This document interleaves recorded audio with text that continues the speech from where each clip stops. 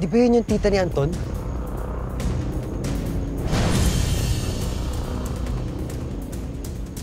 Parang siya nga. Di ba? Ata.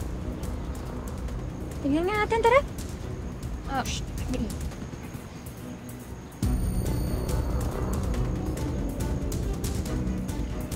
Sa tindi ng kahihiyang aabutin ni Chinchin.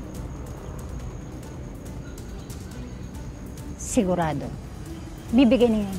Sinasabi na nga ate, yung pagmumukhang yan, wala talagang magandang gagawin. Yo, Uy. what's up? Shh!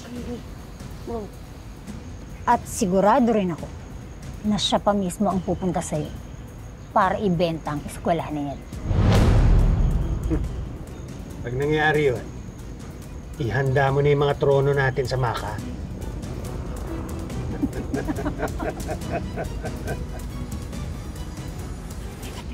Ano ba naririnig ko? Gusto nilang agawin ng Maka kay Miss Chinchin. If that's true, ibig sabihin pa ka na lang ni Miss Sylvie yung panggigipit kina Shan at Miss Chinchin. Hindi kaya. May kinalaman din dito si Anton?